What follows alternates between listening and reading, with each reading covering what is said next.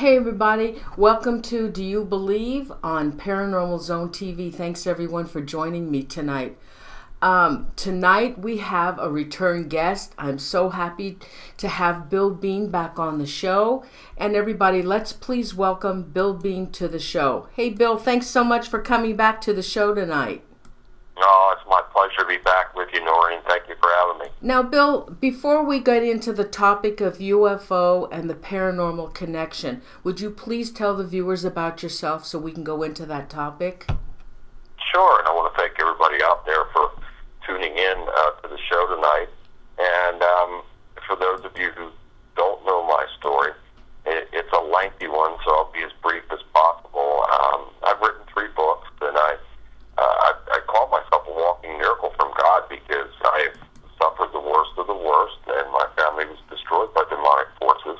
And we also had UFO interactions and encounters during this period. So I say in my first book, which is called Dark Force, I say that it all began in 1970 when my family and I moved into a 3-bedroom ranch-style home located in Glen Burnie, Maryland, in a community called Herondale. And it wasn't long after moving in that we started to experience paranormal supernatural activity. But I knew from the very beginning, I was 4 years old when we moved there, I could feel from the start, I just knew something was not right. My sister, who was 13 at the time, also had that feeling of dread. And the house was located at the bottom of a downhill cul-de-sac with a very large and deep ravine located behind it, and the house was semi-dilapidated. My father, William Bean Sr., was a master carpenter, a contractor, and saw this as a restoration project, which he did quite a bit of work in restoring the home. And my mother, Patricia Bean, was a homemaker, and my parents were good people. They were married in 1956. My sister was born in 57, and I was born in 66, and my brother was born in 69. So, again, I was 4 years old when we moved into this house, and the house had a very ominous look and feel about it. And equally so on the inside. You would walk in through the front door, and you would see dark brown paneling on the walls. It looked almost black in color. It was very dark in the house. And you would come into the living room, and you'd make a right down a long hallway with a hard tile floor. And my brother and I shared the first room on the right. My parents' room was the second room on the right. My sister's room was the last room at the end of the hallway on the left. And that is the room that I feel was some sort of portal in that room. That's the room where the door would open and slam for many repetitions at a time. That's also the room that remained cold even on the hottest of summer days. That room remained cold. And my sister did not live there very long with us. She was able to escape. She actually ran away in the middle of the night in 1973, married a young man in the neighborhood, and she had stated that she would have married anyone just to get out of there because she couldn't take it anymore. So she was also the first to have physical encounter with these entities. But my mom was the first to have a paranormal supernatural experience in the house, and it took place in the living room shortly after moving in. And she was unpacking and organizing. And my dad had taken us with him for the day to his parents' house and allowed my mother what he thought would be peace to unpack and organize without us bothering her. And it was during the course of this that she felt the presence. And she thought that it was my dad sneaking back into the house to play a joke on her. And she spun around fully anticipating on seeing him. And to her shock, nothing was there. And so she was unnerved by this, to say the least, and perplexed. Yet was eventually able to go back to doing what she was doing. And it wasn't long after that that the bedroom door, my sister's room, the bedroom door slammed shut by itself. And that was enough to make her go outside and wait until we returned. So that's how it began. And it gradually escalated into more noises, feelings of presence, and tapping and rapping on the walls, and faucets turning on and off by themselves and turning on with such force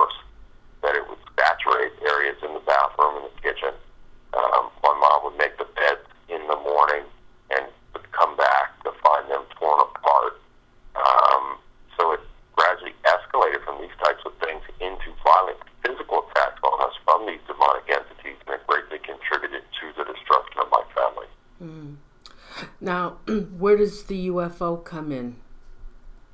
Well, this is incredible, and a lot of people may disagree with this because it's so hard to grasp. It's one thing to have these paranormal, supernatural things taking place, and it's a whole other thing to associate and incorporate the UFO phenomena into this. However, there was a picture taken in 1975 in that house, and if you visit billbean.net, you may have this picture up already, Norene. Is this the one with your mother on the phone? Yeah. Oh, my. Mother's on the telephone, and she is behind a bar that my dad built there. That was a big storage closet, and my dad knocked that out and remodeled that and made that into a bar. And to her, on her left is an oval-shaped mirror, and then behind her is a very large and long rectangular mirror. And in that mirror, you see what appears to be an alien-looking face in the oval-shaped mirror, which is reflecting into the rectangular mirror behind my mother. And if you look even closer, you see a little gray-looking alien guy there standing to my mother's right, and you can even see the flash of the camera coming off of the top of its head. Now, this photograph was taken in that house in 1975. So it shows that something was going on there. And furthermore, my mother would often comment about seeing blue lights descending down into that ravine. She'd be standing at the sink doing dishes in the evenings, and she would look out, and the ravine was behind the house, and she'd look out and see these blue lights descending down into the ravine. And furthermore, we had a sighting in 1977 of an unidentified flying object that was almost hovering over our house. It was hovering over the ravine. I'd say it was probably 40 yards from our back door to the ravine, into the ravine, and it was hovering over a utility pole. And all the power had gone out in our home and all the homes in the neighborhood. And I recall everybody standing out in their yards watching this object that silently hovered over this pole for almost an hour. And it was brilliant white, and it was shaped like a mushroom. And it was silent, and every once in a while you'd see a little wobble to it, like just a gentle wobble and sway back and forth. And everybody just continued to watch it, and then it slowly began to ascend and gain in altitude, and it slowly headed off towards the north. And as it headed away, all the power came back on in the houses. So again, there was a clear pattern and association with these unidentified flying objects, and possibly some of their occupants as well, certainly in our case. And it manifested again for me in a big way in 1995. In January of 1995, I started having frequent sightings and interactions with unidentified flying objects. And during this time period, and again, some of you may not know that we lived in that house, and I'll back up a little bit. We lived in that house from 1970 to 1980, and we went through horrific things while living there, being physically attacked and tormented from these demonic entities. And after leaving the house, this continued into my adult years. Bill, I was very much. Bill, may I ask you a question Sure. about the hooded? There's a picture.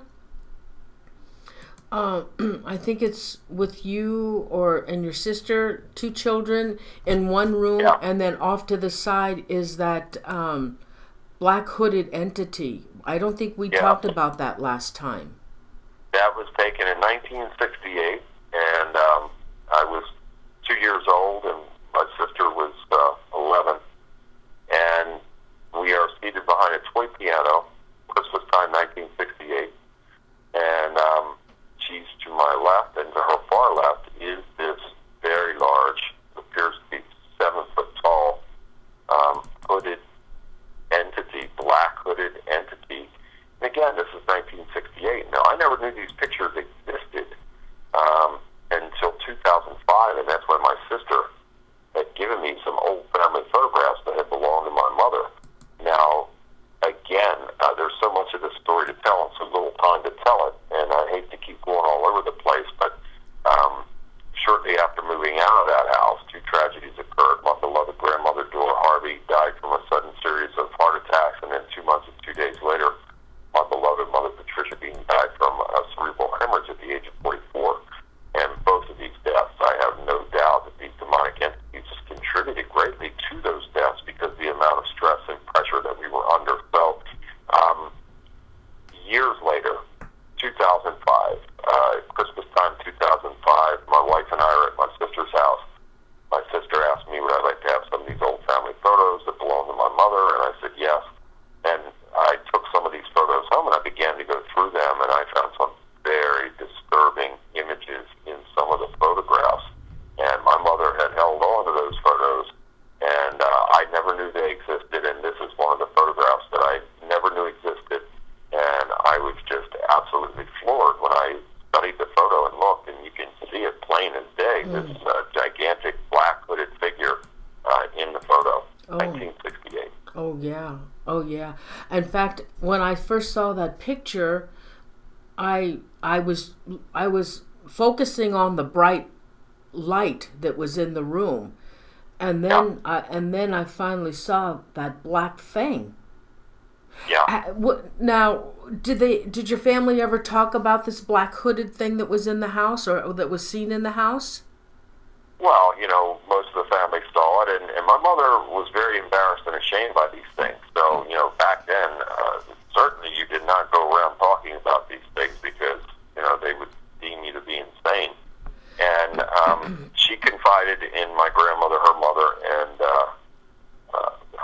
her sister, and the neighbor that lived up the top of the street. Those were the three people that she confided in on a regular basis about the events that were taking place. And yes, we had many battles and interactions with these hooded entities. And there's another picture too, Bill. I think we talked about this one. Do you want to? I'm going to show it again. I believe it's in the kitchen. This black hooded thing.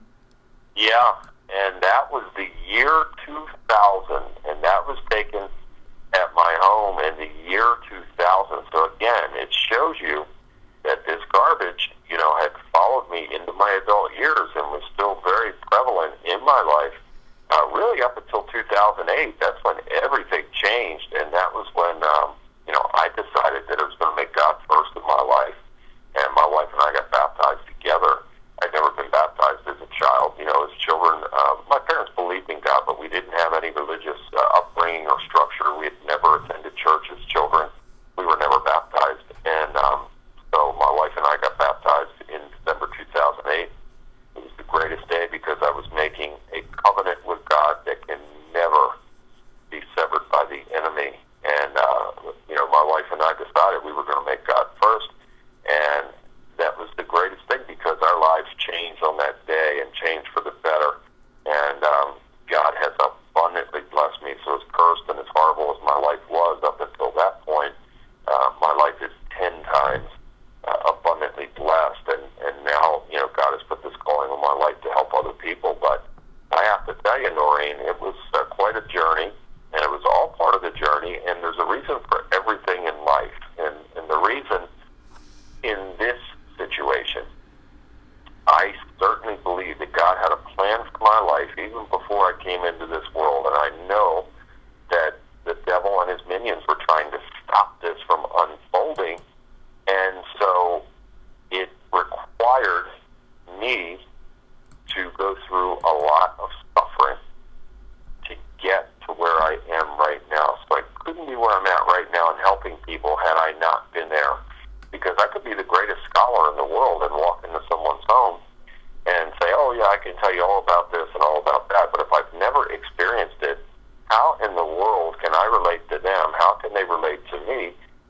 There is no relation, therefore there's no trust, and there is no breakthroughs because these people, when people are going through fear-based, trauma-based circumstances, they don't trust so easily. part of the blessing that God has put on my life. You know, I have been to the deepest depths and the lowest of the lows. I have begged for death. I wanted someone to come and put a gun to my head and pull the trigger many times. Yet God had a plan for my life, and that plan is unfolding now, and He works through me in a great way to help people and to free them from this type of evil. And it is heartbreaking to see people just devastated and their families torn apart, and to where they just don't want to live anymore. And it's the greatest thing when God works through me to help someone and to restore them and build them back up, and they can move forward and enjoy life and be successful and blessed with the rest of their life. Now, Bill, in any of the other old photographs that were given to you, were there any other pictures of aliens in them? That was the only photo that I saw in that collection that had the alien-looking face. However, there was another photograph, and it's, I don't know if you have this, it's on BillBean.net. This photo was taken, I want to say, probably late 50s, and it was a photograph taken of my uncle. And in the photo, there are two children in front of him. Okay? Oh, I don't have that. Okay, if you visit BillBean.net, click on images, and you'll see the paranormal images and UFO images. Click on that. Oh, I can't do it while I'm live, honey. Oh, okay. Well, I'll describe it. Okay. And for the viewers, it is the 7th picture down, and this photo shows my Uncle Mike Zonick with two children. Now, I don't know if these are phantom children or the way they're dressed, it doesn't match the time. And there's a little girl in front of him, and it looks like she's wearing like a bonnet. And then in front of her is a headless, what appears to be a headless child. And if you look further on the step, you will see a head laying there on the step, and then underneath of the head is a skull. Oh my God, I wish you had sent me that. I didn't see it. I have never, ever seen a photograph like this anywhere, and this photo was in that collection. Oh my God. Oh, I would have. It is truly bizarre. I have never, George Norene told me, he said, I've seen a lot of photographs. I have never seen anything like that before. Oh my God. I wish I had that. You did so take... What I've heard, Norene, is that someone many years ago on my mother's side of the family did something to actually conjure up these demonic forces. And this could have been before my mother was even born. But then I heard from my uncle, my mother's brother, that they moved around quite a bit as children, and they too were suffering paranormal supernatural activity in their childhoods. And at one point, my mother actually lived in that area of Glen Burnie, in that community of Herondale, when they were children. So prior to us moving there as a family in 1970, my mother had already lived in that area at one point as a child. So I think she was exposed to some really bad things. That area in itself is very evil, even to this day. I have been back there several times as a deliverance minister to perform deliverance and exorcisms for people in that very area. Why? So, why do you think it's that area? It is saturated in evil. Why, Bill? Well, I've heard many stories, and one of the stories that I heard was that, and again, I can't confirm or deny or prove any of these things, but a friend of mine did historical research, and he said, according to his research, that there's a gigantic structure, a stone-like structure located deep in the woods, about 2 miles south from where that house is located in Glen Burnie, Maryland. This structure is called the Wishing Rock, and according to his research, Native American tribes used to gather there and worship at this place, and they said that it had supernatural powers, that it was a gateway to otherworldly beings. And if, in fact, this is true, then it certainly is possible that these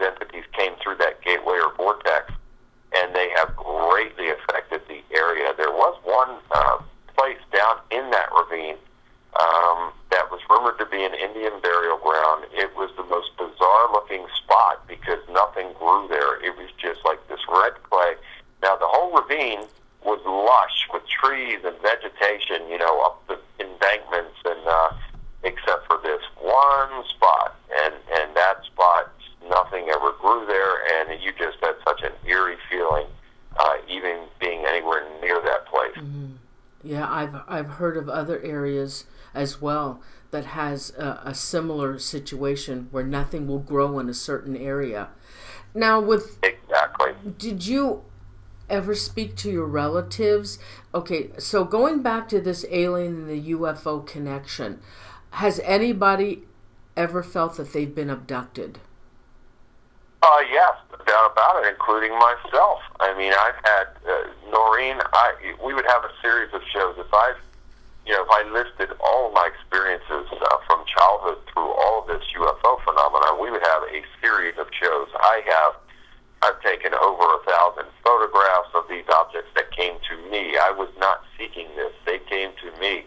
I've shot over 16 hours of video footage. These objects have come to me, even in other states. When I've traveled, these objects have been over me in other states, along with helicopters as well. As bizarre as all of this sounds, I assure you that it is true.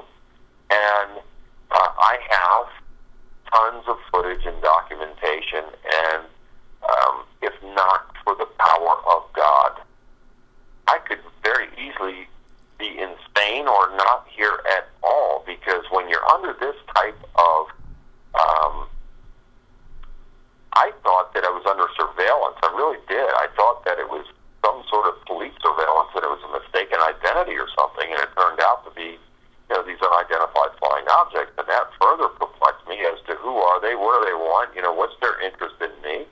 I could tell you about one night in 1997, I think it was July 1997, my wife and I had just gone to bed. I'd say it was probably around 2 a.m., maybe 2:30 a.m. in the morning, and we had gone in, and she had fallen asleep. We also had a little Yorkie that this dog would bark at the slightest of noises. You could never sneak up on the house. The dog was just super sensitive and would bark.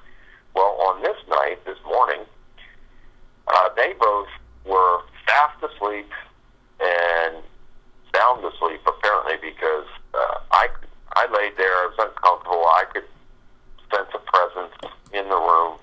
And again, after having this type of exposure for most of my life to these entities, I could certainly feel when something is present. And so I laid there and I prayed and tried to go to sleep. I couldn't go to sleep. I would close my eyes. My eyes would come back open. I must have did that 1,000 times because I knew something was there. And then I heard this very loud popping noise in the room. And it did not, and as loud as this was, my wife, who is a very light sleeper, we both are, and the dog, who would come alive at any noise, they did not stir. And I thought that was highly unusual. And so I get up, I turn all the lights on, I'm going through the entire house, checking to see what in the world could that have been. It was in our room. I mean, it was right among us, and it was very loud. And so I searched everything. Nothing was out of order. And I turned all the lights back off, and I laid down, and I just could not go to sleep after that because I knew something was there. And the last thing I remember is looking down, and we had a TV down at the end of the room that was, on a stand, and it had, back then, it had a VCR, and it had a clock on it, and I think it said 4:01. And that's when I remember I looked at that, and then at the foot of my bed stood this, what appeared to be 7-foot tall, non-human looking entity that had big black eyes, and it was glowing like a greenish, yellowish color, and long, skinny arms, long, skinny fingers. And the entity, I want to say, it was probably its left hand on my right ankle, and I could feel, and I'll never forget it, the ice cold feel of that hand and those fingers wrapping around my ankle, and I felt paralyzed after that.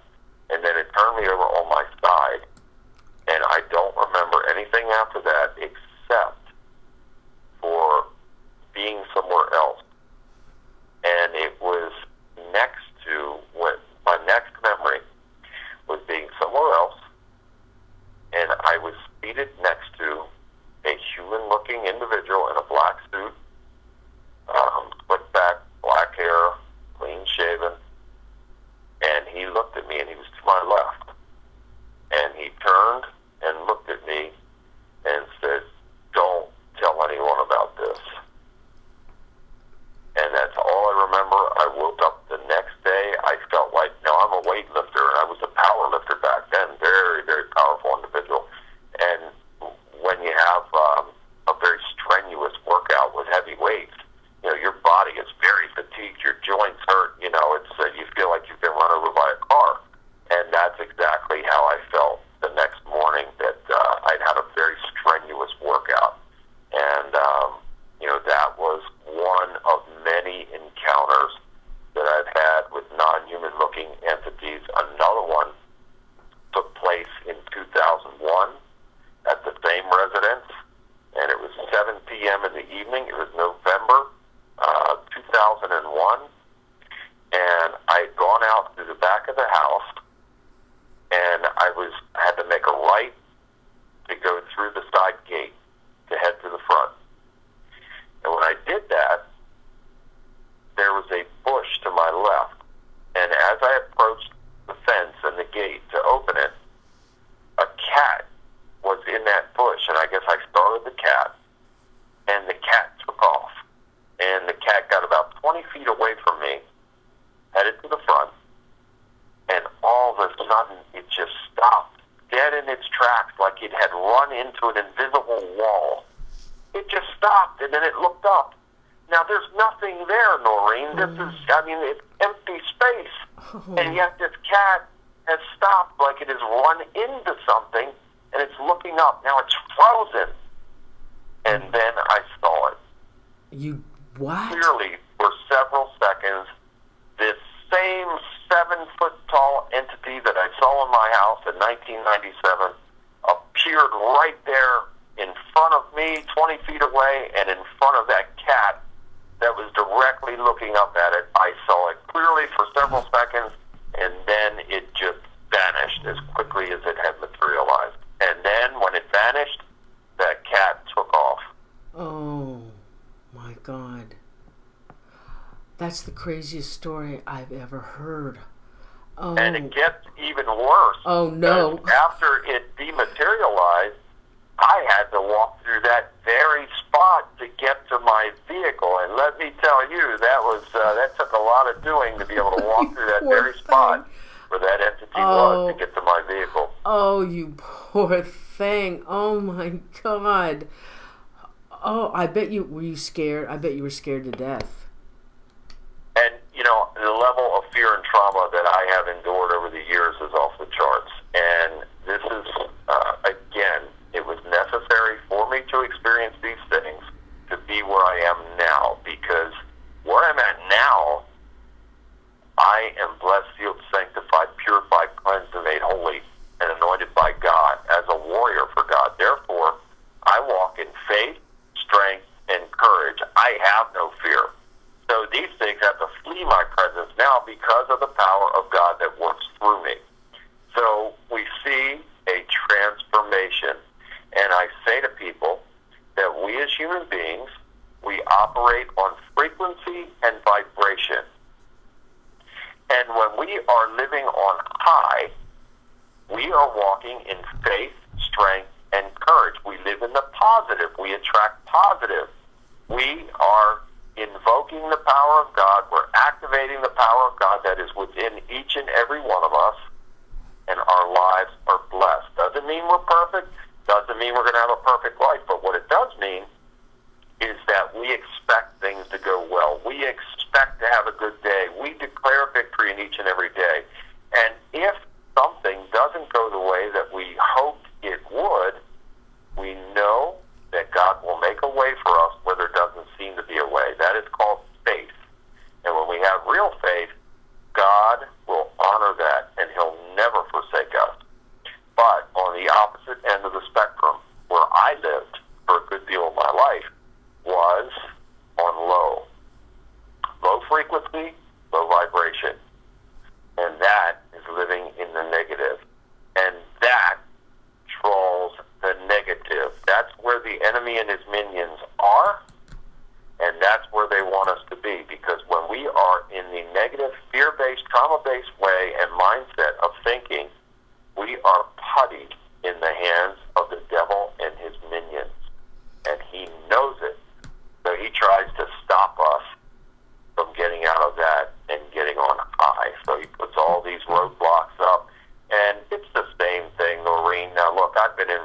and hundreds of cases. God has worked through me to free hundreds and hundreds of people from demonic oppression. And a lot of these cases, there is UFO phenomena associated with it. So, why, Bill? enemy Why? does a variety of things to try and keep people in fear. It's all bully tactics. Bill, why is there a UFO connection with demonic presence? What? Okay, now I'm going to answer that question for you right now. Okay. And again, for anyone who may be listening or watching, they say this man is insane, I say to you, I urge you to do the research. Don't take my word for it, do the research. So we see from the very beginning in the Bible, in Genesis 1, it says, in the beginning God created the heaven and the earth was without form and void, and darkness was upon the face of the deep, and the Spirit of God moved upon the face of the waters. Now, if you really analyze that, and I spent years studying the Bible, there's a difference between reading it and studying it. I spent years studying the Bible and many other things. There are 70 scriptures in the Bible that talk about God, his name is Yahweh, and the heavenly host traversing the heavens, which means skies, in flying craft. Now, if that's true, Satan and a third of the angels, when they were cast out of heaven, he was the most favored by God until Yeshua, Jesus the Christ, came in, or the Melchizedek, which is the high priest of Yahweh, which I believe is, he was the original Yeshua, Jesus the Christ, and Jesus came again in the New Testament. But Satan was the most loved and most favored by God up until that point. And then he had that jealousy and rebellion against God, and he wanted to be worshipped as God. And I have no doubt that if God and the Elohim, the heavenly host, traversed the heavens, which means skies and flying craft, then Satan was a part of that. And he was cast out of heaven with a third of the angels in those flying craft. And they came down here. They're called B'nai Elohim, the sons of God that came down and took the daughters and mated with them. So these rebel angels that came down took human lives and mated with them and produced a hybrid offspring of giants called the Nephilim. And the book of Enoch talked about them, saying that in the beginning, men tried to sustain them by the goods on the earth, but they could no longer sustain them in that way, and these giants began to eat men. So this is why God caused the great flood to wipe them out. And I believe that some of them got in those craft and relocated and then came back after the flood had subsided. Now again, if we read in Genesis 3:13 through 15, we see that God calls Adam, Eve, and the serpent together, Satan, and he says, because you have done this with the woman, I will create enmity, which means hatred, between you and the woman, and I will create enmity, hatred, between your seed and the woman's seed. So God states clearly in these scriptures that Satan has a seed line. And this gets really deep. We don't have enough time to talk about this, but maybe when you have me back again, we'll really dig into this. Okay. But there still is a satanic seed line on this earth. And they are above and they are below. I've done a lot of research into the ultra-terrestrial that is in the hollow core of the earth, that these reptilian entities that are residing there, they come up once in a while and they cause problems, big problems. And I believe this is more and more prevalent now, more so than ever, because if you saw my case load between last year and now this year, it's just absolutely staggering the amount of people that are contacting me for help. And so something is really going on here. And like I say, in some of these cases,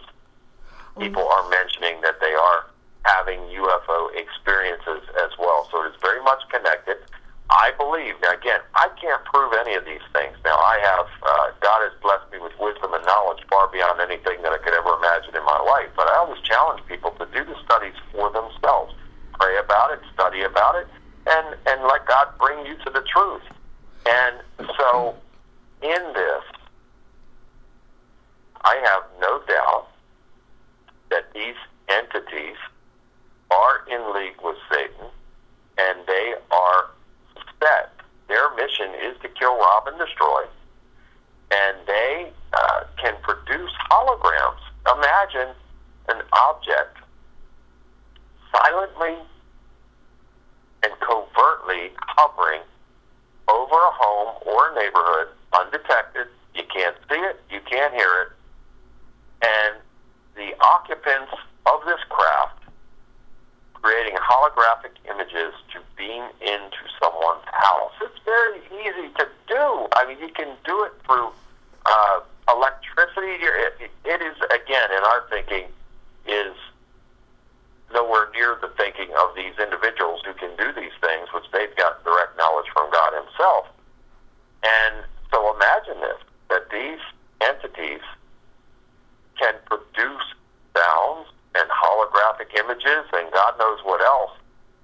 And it is all designed to put the person or family members or whomever in low frequency, low vibration, and they become putty in the hands of the controllers because they are in the fear-based, trauma-based way of thinking and operating. Therefore, when a person is in that state of mind, they feel that the proverbial black cloud is over their head and they are cursed and everything goes wrong, nothing ever goes right, they have no hope, they have no faith, and they really are seeking a way out of life. They either become suicidal or they, like in my case, I wasn't suicidal that I would hurt myself, but I was hoping and seeking someone to come and just kill me and put me out of my misery for so long. So these are all the scenarios, and though each case is different,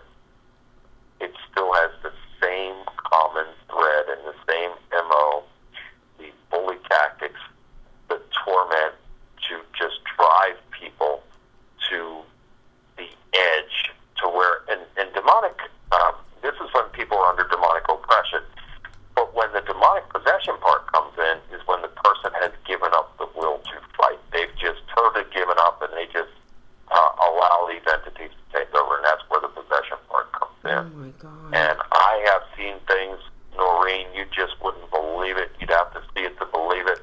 I've seen people's eyes turn totally black. I saw one woman's eyes turn into like a greenish, yellowish look and reptilian slits in the eyes. You just would have to see it to believe it, but these things are true. Oh my God. Bill, when somebody's eyes turn black and their face distorts, what is that a sign of? It's demonic possession at that point. So when a person, is taken over like that, they are under possession. Mm-hmm. And a person will have physical changes and changes in the voice. I've heard women's voices turn into deep masculine voices. I have seen individuals under demonic possession develop superhuman strength. I've seen levitation. You name it. I have seen it. And again, this was necessary for me to see and go through all these things to be and to be able to be where I am right now as a warrior for God. And it's the greatest thing, Norene, to know that God is working through me in this way to help people and to help them to move forward and be free from this garbage. Is it more difficult for you on these cases when there is UFO connection? Well, really, it's about the same, but it does add another dynamic because it increases what is taking place. But then I have to, and I always let God guide me in these things when I'm trying to explain this to people because I certainly don't want anybody to think that I'm unstable or that I'm misinformed or anything else. And so this is why I always urge people to do their own research. But these things are very much connected, and I praise God for working through me to have the ability to articulate this and explain this to people where they not only understand it, then they start to connect things and say, wow, you're right, I can't believe it. And then, wisdom and knowledge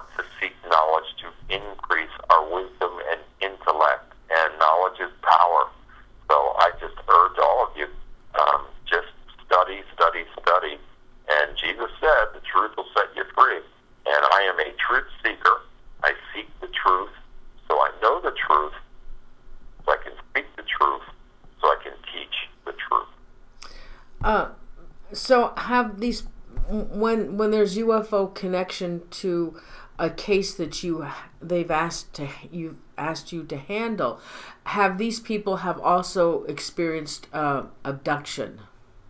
Some, yeah, absolutely, and they have marks on them, and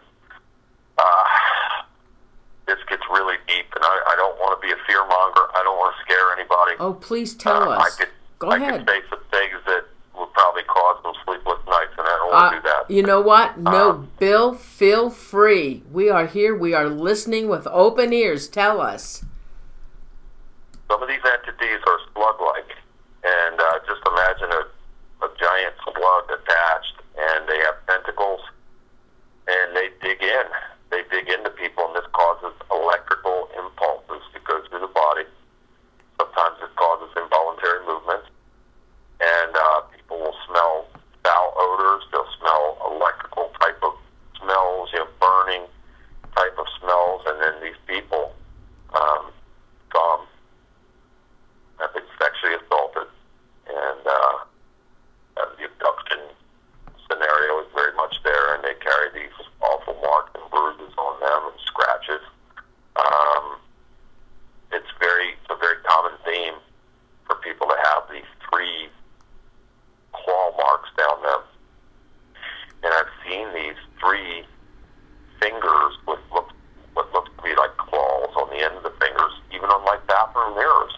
In my own case, I saw it regularly on my bathroom mirror after getting out of a shower. And I've seen them on the mirrors of other victims as well. Oh, my God. And this will not change until the person is delivered from it. And in a lot of my deliverance/exorcisms, I perform a baptism as well, because the person has to become cleansed. Now, in these cases that you have cleared and cleansed them, have you checked back on your cases to see how they're doing, and is it possible that some of them have had another a reattack of what was happening before? Yeah, and it used to be when I started out doing this, I was able to very easily check back and keep in touch with everybody, and I certainly to this day do the best I can, but unfortunately I'm so busy now that it's harder for me to have regular communication with a lot of these people. And yes, a large number move on to do very well, and they become free, and they declare victory in each and every day, and they live on high, and they walk in faith, strength, and courage, and their lives have changed. And again, you can look on BillBean.net and see some of those testimonials, and it's a wonderful, wonderful thing. However, there are some that cannot move forward. And see, in order to move forward, we have to believe and receive the miracle that God brings with the deliverance and the cleansing and the baptism and the covenant.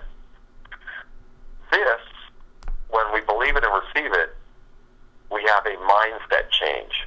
So when this takes place, we have to have a mindset change.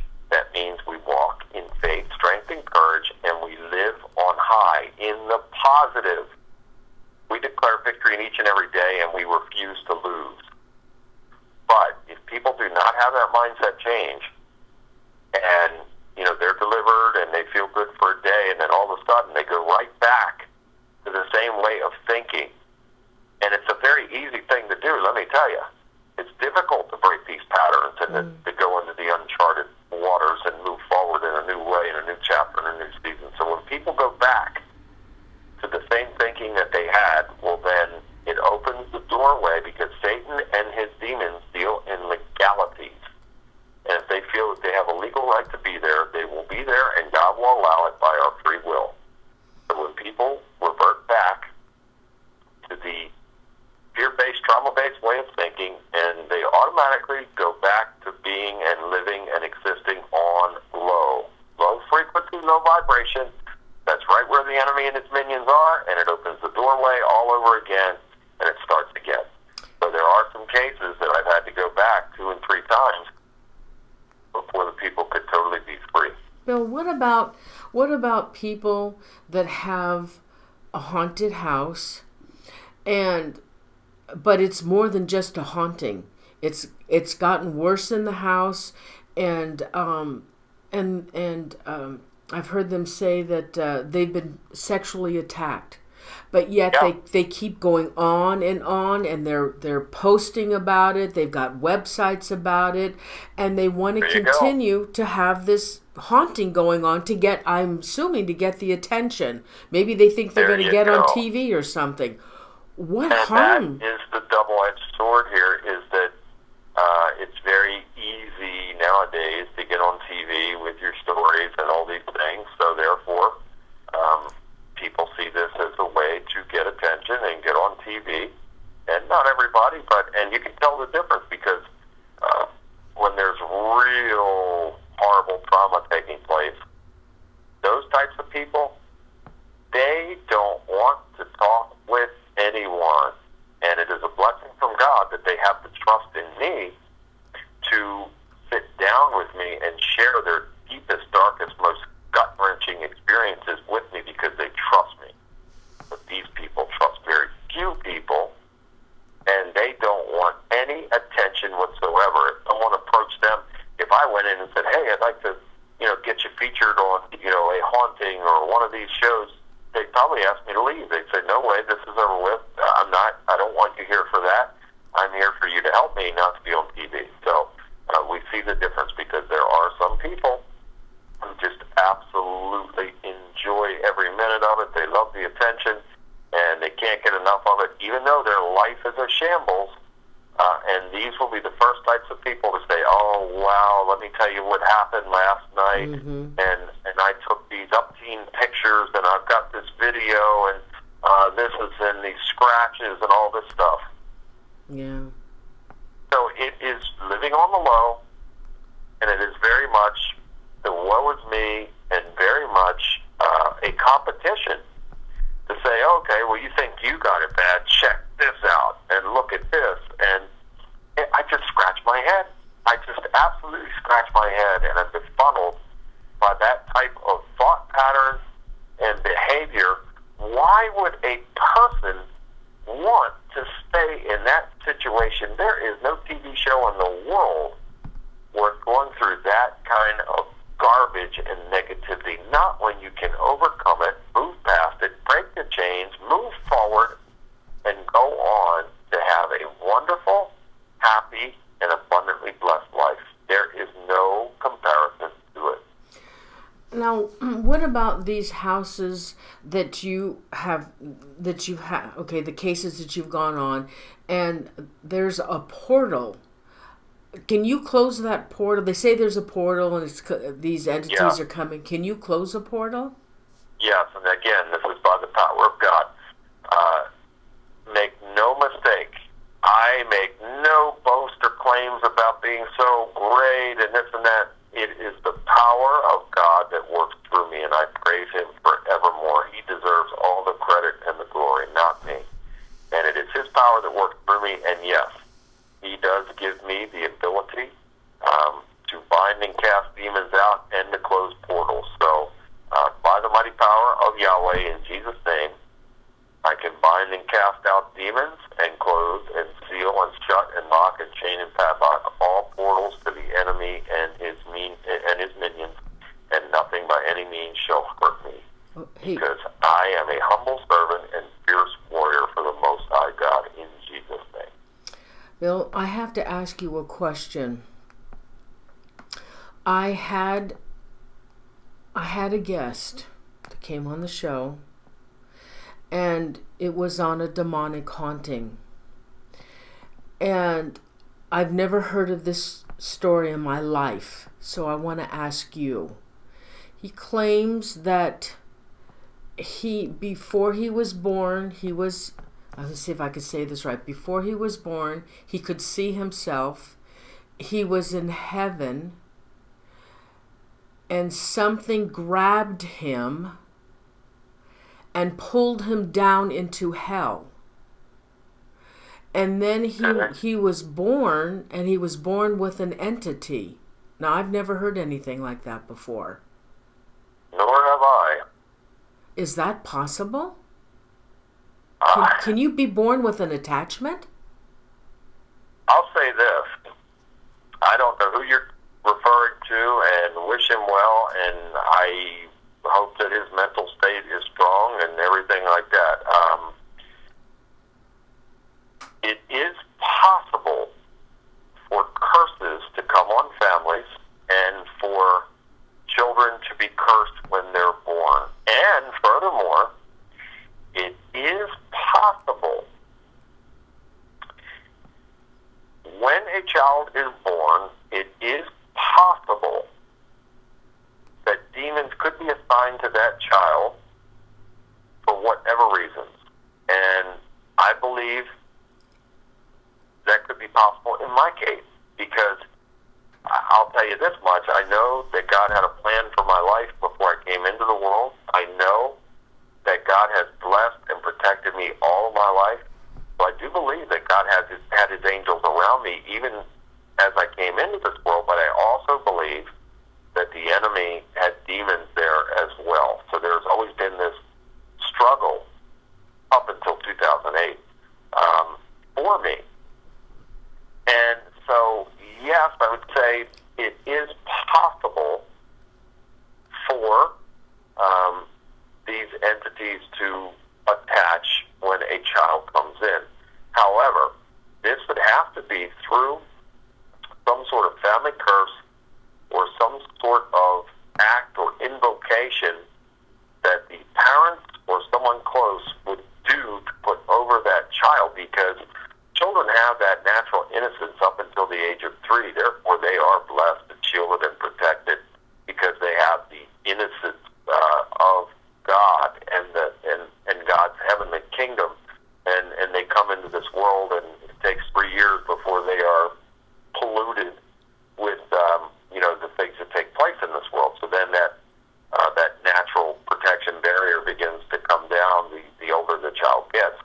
But it is possible through invocations or ceremonies. I mean, I could think of a couple cases right off the top of my head where clients that I've had were promised to the enemy through parents and people that were close. So, yes, in a sense, it is possible. Oh my gosh. Is it have you heard of cases where people remember themselves being born? I've never heard of that before. No, I've never heard of anything like that before. And, again, I don't know who this person is that you're referring to, and I don't want to judge this person, but I've never heard of anything like that. Okay. Now, have you ever had a past life regression or been hypnotized to find out why you were being visited by these creatures? No, I have not, and nor do I want to be, because now my life is abundantly blessed, and now I am a warrior for God. So all that stuff, even though we talk about it now, that's gone. That happened. I'm so far removed from that, Norene. It's almost like it happened to somebody else.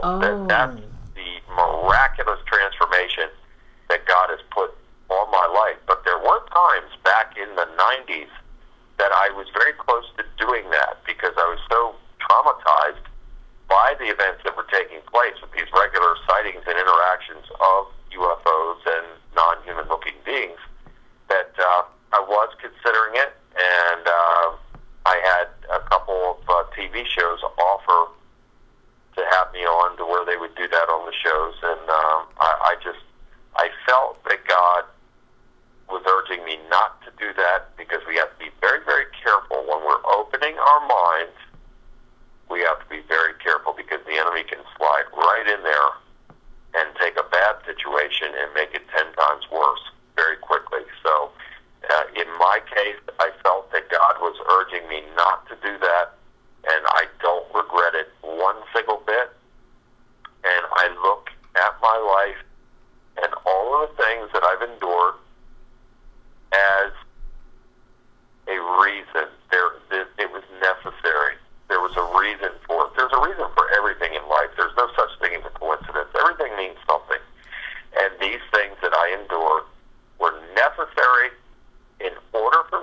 be where I am right now in helping others.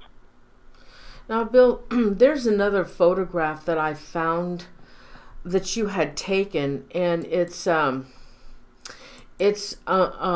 man and a woman, and then there's this white stuff in the front of it. Yeah, that photograph was taken, I want to say, probably in the 90s, and you can see what appears to be an ectoplasm, and it's, I pray that this is a divine, because I've had many divine experiences as well. If you look, in some of the photographs, there's been angels around me, and they are documented in the photographs, and so I've had many divine experiences, and certainly, on this walk now, I hope that all my experiences are divine, and I praise God for that. But yeah, in this particular photograph, it does appear to be some sort of ectoplasm, and I certainly hope that it is divine in nature. Yeah, I've never seen anything like that. Yeah, isn't that amazing? And it just kind of curls up like that, and it's just this bizarre looking. It is. It really is, and it kind of looks like there's a halo in there. I was thinking the same thing. Yeah. Yeah, that's crazy. Now, also, I did take a couple of pictures of now I have a picture of you standing in a field with this white object up in the tree. Can you tell me what that is? Yeah, and isn't that amazing? That photograph was taken, what year was that? 2008, I think. And this was after the baptism. And it was taken in Mentone, Alabama. And my road manager, Bob, took the photograph. And now this is another interesting thing, Norene. I don't claim to be a psychic or anything like that, but I can assure you that God gives me a knowing of things, okay? So I said to Bob on this day, which was a beautiful day, there wasn't a cloud in the sky, I said to him, I said, see over there, and right where you see the white object, I said, see over there in the sky there, and he says, yeah. I said, there is something there. He says, there's nothing there. It's blue sky. There's no clouds. There's nothing there. I said, trust me, there is something there that is cloaked. It is there. I want you to take a photograph of that very spot, and let's see what is revealed. So he said to me, he said, well, why don't you go over there and stand, and, I'll take the picture, and we'll see if it shows up. And sure enough, he took the picture, and there it was. I knew it was there. God showed me that it was there. I've been written about in several books. In one of the books, an investigator from Virginia, MUFON, named Alexander Zekas, he wrote a book and mentioned this in his book about a meeting with me in July of 1998. He came up from Virginia to meet me. And very much like this day here, it was a beautiful day. There wasn't a cloud in the sky. And he and I were standing there talking. We both had cameras in our hands. And I said to him, I paused right in the middle of our conversation. And I said, I pointed straight out. I said, there is something right there in front of us. And he said the same thing as Bob. What do you mean? I don't see anything there. There's this blue sky. There's nothing there at all. I said, why don't you? I said, I'll take a picture with this. You take a picture with that in that spot, and let's see what we get. We both took pictures. His camera, my camera. The same object. It was a dome-shaped object that came out on both cameras, both photographs, right where I said it was. Wow. And he wrote about it.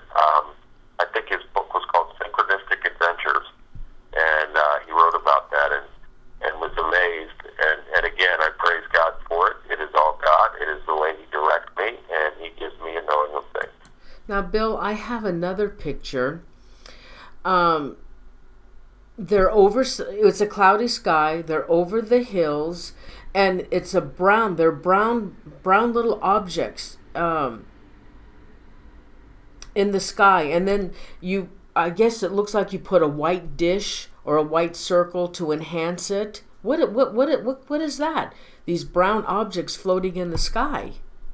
Do you remember that one? That one I'm not sure about. If I'm not mistaken, and I don't have that on BillBean.net, so I'm kind of winging it right now. If I'm not mistaken, that could have been the objects that were taken when I visited Front Royal, Virginia in 1997. And again, I felt these things there, and whenever I've even been on an airplane before and felt the presence of objects near the plane, and I had a briefcase with me with a camera in it, took the camera out of the briefcase, took a photograph, a series of photos out of the plane window, and revealed objects near the plane where I knew right where they were. So my guess is, without seeing that photograph, it was probably that from the Front Royal, Virginia series of photographs in 1997. Wow, that's very interesting. I wonder what that brown mass was. I don't know, but I can assure you of this, that God has just absolutely put me on a journey like no other. And if I were to list all the experiences that I've had in my life, we would have a series of shows, that's for sure. Now you also have a picture. There's a set of trees on the bottom. The sky is black and cloudy, and then all of a sudden there's this bright light. Kind of looks like an angel in the sky. I'm not sure. Oh yeah, that one was taken over my house in 2002, and it was clear as day in the sky, just like that. Oh no, honey, this one, the sky is all cloudy and black. Yeah, it was a dark black sky, and then out of that, this divine angelic manifestation appears. I mean, there's no mistaking it, and this was right over my house. Yeah, it kind of looks like an angel. Sure does. Wow. And it makes you feel good to see that photograph, that's for sure. Yeah. Now how amazing is that? Because you see the stormy clouds there and how dark everything looks, and then you see this majestic angelic figure emerging out of these dark clouds, and certainly it was a sign to me that God was with me and God was protecting me even back then. And I had endured so much up until 2008. And again, that is when I decided to make God first in my life. That is when my wife and I got baptized, and I made my covenant with God through Jesus Christ. And my life has been abundantly blessed ever since. Is there anything else you would like to talk with the viewers about? Have any other information you'd like to talk about? Anything regarding UFOs and the paranormal? Yeah, I travel constantly, and people contact me. They either see me on TV shows or they see me on a show like yours, and they will visit my website. You can email me directly from BillBean.net or BillBeanMinistries.com or BillJBean.com. And a lot of people are in need of deliverance and / exorcism and baptism. And I travel everywhere, Norene. I travel so much, I kind of lose track of where I am sometimes. And people from all walks of life have contacted me for help. You'd be shocked at some of the high-profile people that have contacted me for help. And so this phenomena is affecting everyone. Doesn't matter what your financial or success status is. No one is exempt from this. And I stress to people, I've even been to churches before. I was flown into a church in Cape Cod, Massachusetts, to perform a deliverance in the church. And over the pastor and his wife and family, and then 6 months ago, I was in another church Kentucky and performed 20 deliverances in that church, including the pastor and his wife. So the churches are not exempt from this as well. Now, So Bill, let me ask you. Can I ask you, how can a pastor and his wife become affected by bad entities? Because it is super important for people to have a real connection with God, to walk in real faith, strength, and courage. So, no offense against anyone. I have no axe to grind with anybody, and I do my best to help people, and I praise God for working through me to help people. But we have to be real, and we cannot, and I'm not saying that's what these people do or did, but we cannot give lip service and say this and that. Oh, yeah, and, talk a good game. You have to walk the walk. So faith without the works is dead. So we can proclaim faith all day long, but if we are not doing our part, then God will not do his part. So if we're showing faith in God,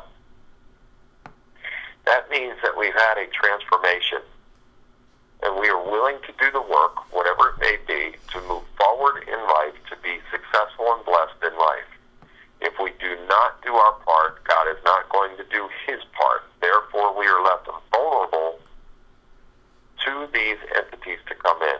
So when people suffer negative, adverse events and situations and circumstances, it can open the doorway, and it will open the doorway in many instances when rape and molestation and things of that nature are involved, for these entities to come in and create havoc. And they will stay there until an anointed man of God comes and gets rid of that junk by the power of God in Jesus' name.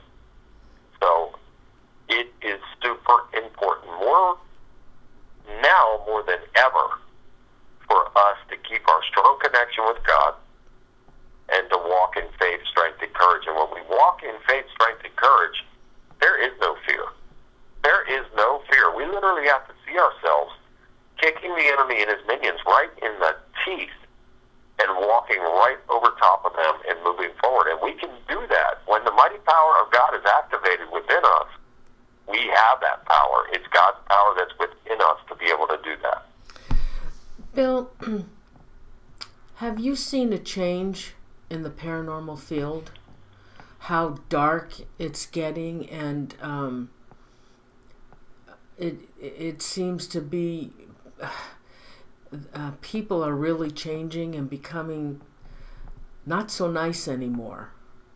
And I'll tell you why. There's a reason for this, and not just the paranormal field. It is in all walks of life, and there's a reason for this, Norene. And the reason is people are being taken over by a frequency and vibration, which is through movies, television, music, not all, but some. Some movies, some TV shows, some television, commercials, you name it. The enemy is infiltrating everything, and he has human minions on this earth that are of the satanic seed line, and they know who they are, and they know what they're doing, and they are manipulating people's minds. We see the things that took place, in my hometown of Baltimore, and, these people causing all this devastation and destruction. And then, before that it was Ferguson, and then just a few days ago, on Mother's Day, we hear this story about 200 people rioting on a beach called Revere Beach in Massachusetts over a purse. This started over 2 females and a purse. How is that possible? You tell me how that's possible, how 200 people can be involved in a riot from a theft of a purse. It is not possible, and the enemy is behind these things. And what's happening is there is a great effort to capture the minds of the public, the general populace. There's a great effort, and people are seeking darkness. They're filling themselves with darkness. They think it's a badge of courage to be able to go out and shoot somebody and brag about it. My wife and I were watching this terrible HBO program last night. I watch very little TV, but sometimes I watch these programs, and it was about a police officer in New York who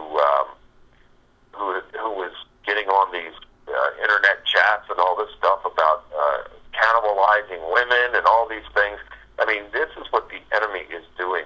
He is infiltrating the minds of some people, and he is leading them into total darkness. And what the agenda is for people to either kill themselves or kill a bunch of people before they kill themselves, because the end game is destruction of man. And so we have these forces in place. Portals are being opened on the earth now to loose more demons on the earth. We have things like HARP and CERN, which I urge people to research these things. These are the most dangerous weapons on the earth that we know of. And now we have an exercise that is coming up here that is causing great alarm for a lot of people, and it is called Jade Helm 15.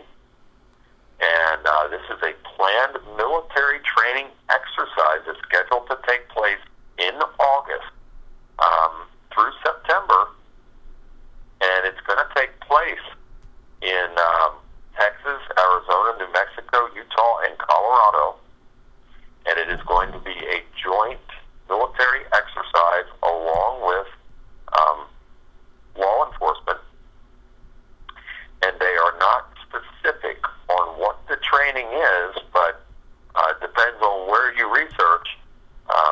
This is geared to be urban warfare type of situations, controlling masses of people, and I don't want to sound like a conspiracy theory nut or anything like that, and that's why I always urge people to do the research and certainly pray about these things.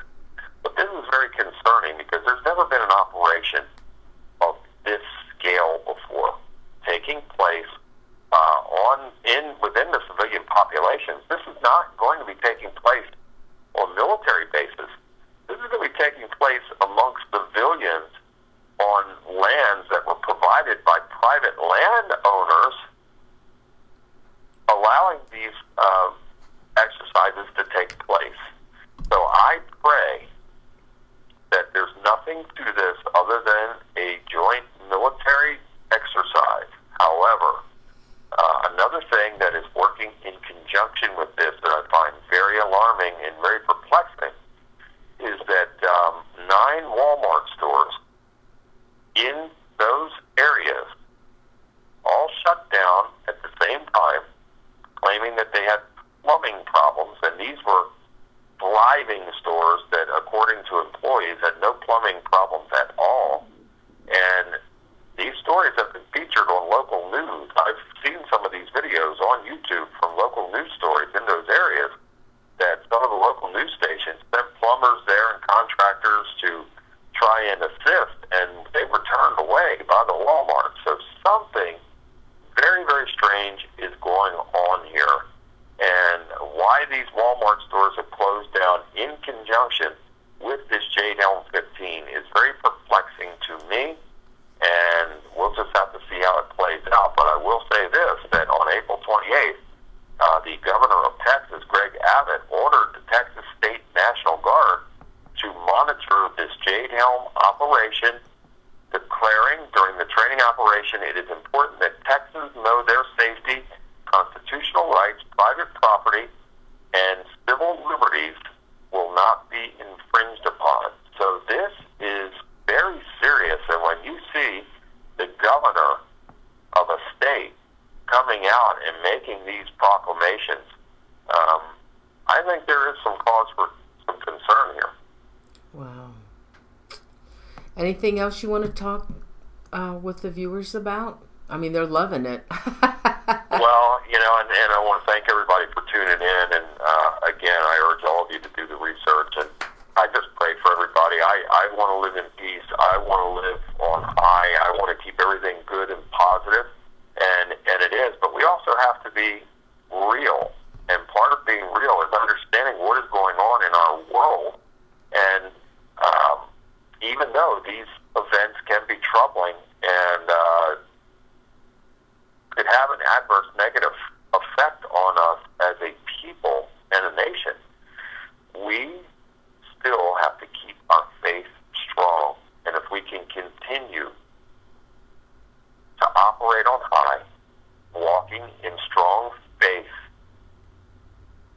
having the courage and the strength to move forward past it, God will make a way for us, such as the likes in the day of Daniel being tossed into the lion's den. So this is the way we have to operate in our lives, that no matter what happens, no matter who tries to do what, if we keep our faith strong, God will honor us, and He'll make a way for us, and He'll protect us, and He'll keep us under His hedge of protection. Psalm 91 is my favorite out of the entire Bible. I stand by it each and every day, and I absolutely 100% believe that God is with me and for me, and if He is, then who and what can stand against me? Nothing. So this is the mindset that we have to operate in, and it's just such a blessing to be able to travel around the country on a regular basis, and for God to work through me to help people. And I'll continue to do that as long as I have a breath in my body. And thank you. There is no greater calling for me, that's for sure, and there is nothing that gives me more joy than knowing that God has worked through me to help people to move forward in life. Bill, there's so many people that need help. People send me messages and their stories, and I tell them. I mention you, a couple of others, and hopefully they've gotten a hold of you. Now, Bill, I'm going to show your Dark Force, the book Dark Force. Where can they get that? Yeah, for anyone who would like to get copies of Dark Force or my second book, Delivered, or the third book, 10 Steps to Victory, you can visit BillBean.net, or you can visit BillBeanMinistries.com, and they're linked with each other. So if you visit BillBean.net, you can get your copies. I personally sign each and every copy. And for those out there who may be experiencing demonic oppression, or you feel that you could be cursed or in the stages of possession, I urge you to get help ASAP, whether it's me or someone else. You can reach out to me through BillBean.net. I answer every single message, and what I do these days, I'm so busy, I forward the messages to my assistant, Melinda, and Melinda will get back to you, and she'll make me aware of it. She'll get back to you, and then I will be following up with contact as well. And for anyone out there that may want me to appear at their event, then please contact my assistant, Kim Mailer, and she will get back to you on that. So all this information is available on my website, and my assistants, their email addresses are available, and they will get back to you promptly. Now, Bill, you mentioned another subject you'd like to talk about. What was that subject? Do you remember? I'm sorry, my dear, I didn't hear that. There was a subject, during your talk, there was a subject you said, well, that's a whole nother show. Do you remember what that was? Oh, okay. Well, without going too far into this, and it will be a whole other show, and I've got to leave you in a few minutes, but I will say this, that based on a lot of prayer and research, I truly do believe that there are subterranean cultures that are existing among us and under us. And I don't want to create any negativity or fear in anyone, but I will say this. It is very, very, very important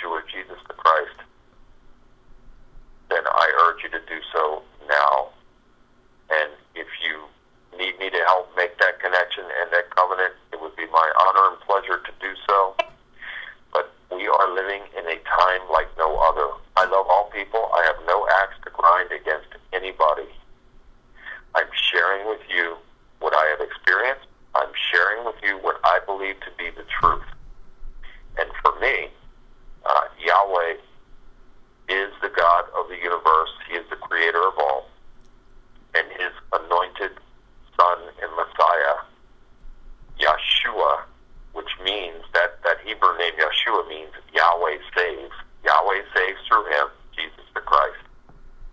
And I do believe that Yahweh works through him to be the Savior of mankind. So I urge you, anyone out there who is seeking a relationship with God and seeking to make a covenant with God, please don't wait. Do it now. Time is a terrible thing to waste, and there is no time like the present. Life is a gift, and we are not promised tomorrow. So do the things today. Don't wait until tomorrow. Thank you so much, Bill. Thank you so much for being a guest on the show again, and I look forward... It is my honor and pleasure. I look forward to coming back, and we'll get into a more lengthy discussion about what my beliefs are about, these other entities and those in our governments around the world that are working in conjunction with them. Let me state very clearly that I do not believe that all governments are evil or all in government are evil, but there are those, and they know who they are, that are doing things to create chaos, and they do not have the best interest of mankind, and they are under the direction of non-earthly and non-human beings. Awesome. So I thank you again, my dear, and God bless you and all your viewers out there. And thank you for having me, and thank you, everybody, for tuning in. And I look forward to coming back again soon. I'll be in touch with you, and thank you so much, Bill. Good night, and thank you so much. Good night, my dear. Good night. Wow. I really enjoyed the show. I love listening to Bill. I hope you all enjoyed the show, and thank you so much, everyone, for joining me. Now,